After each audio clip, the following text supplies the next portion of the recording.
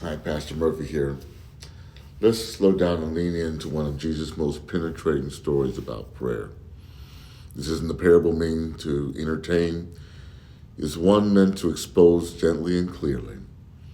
Jesus tells this story not to shame people, but to show us how easily we can confuse religious confidence with spiritual humility. If we're honest, the story brushes so close to where we are today. Luke gives us a rare insight into why Jesus tells us this parable. In Luke chapter number 18, verse 9, it says, He spoke this parable to some who trusted in themselves that they were righteous and despised others. That's important. Jesus isn't talking to the obvious sinner here. He's speaking to people who felt secure in their spiritual standing. People who believe, I'm doing the right things, I'm not like them, surely God is pleased with me. That mindset didn't disappear in the first century. It shows up here today, sometimes quietly, sometimes dressed in very spiritual language. Luke 18:10 through 12, the Bible starts, Two men went up to the temple to pray, one a Pharisee, the other a tax collector. The Pharisee stood and prayed thus with himself, God, I thank you that I'm not like other men, extortioners, unjust, adulterers, or even like this tax collector. I fast twice a week, I give tithe to the poor that I possess. At first glance, this prayer sounds pretty good.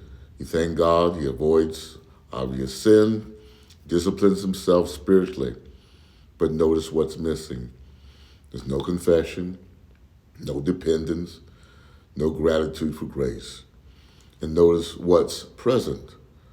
Comparison, self-congratulation, spiritual scorekeeping. Luke says he was praying with himself. In other words, God wasn't really a part of that conversation. Why does this matter? Well, the Pharisees were respected. They were disciplined. They were serious, scripture saturated people. The tax collector, on the other hand, was despised. They were seen as traitors working for Rome. Often they were dishonest and they were socially rejected.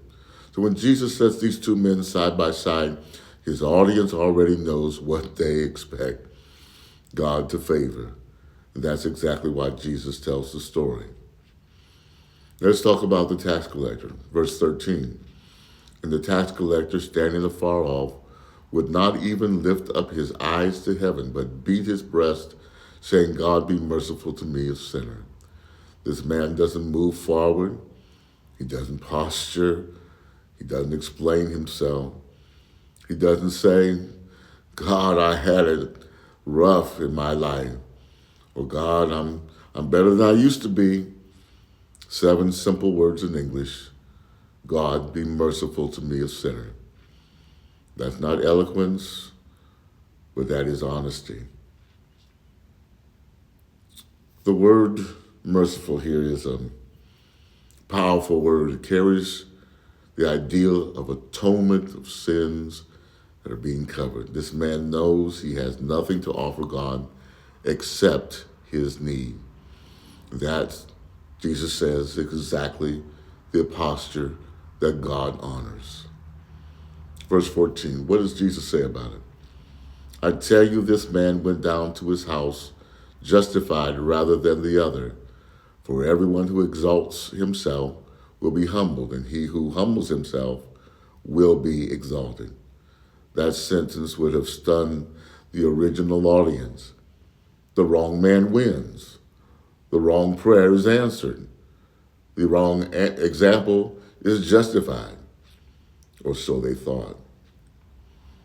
Let me bring this a little closer to home. Imagine two people praying today. One says, Lord, I thank you. I attend church regularly. I give, I serve, I stay out of trouble. I'm not perfect, but I'm certainly better than most.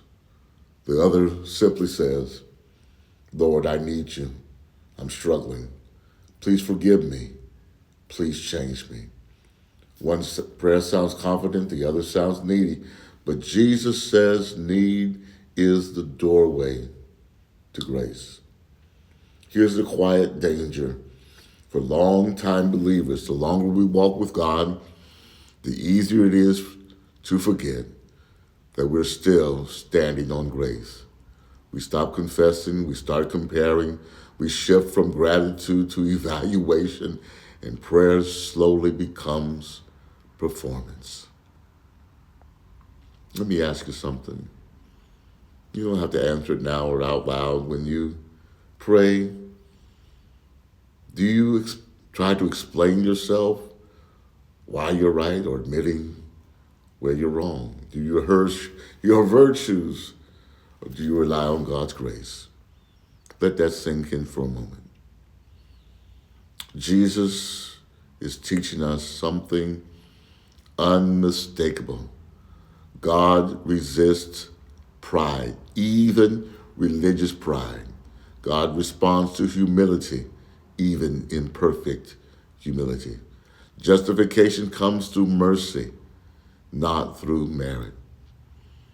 This sets the stage beautifully what comes next, because once we understand how to approach God with humility and honesty, we can also approach Him with confidence. Not confidence in ourselves, but confidence that He hears us.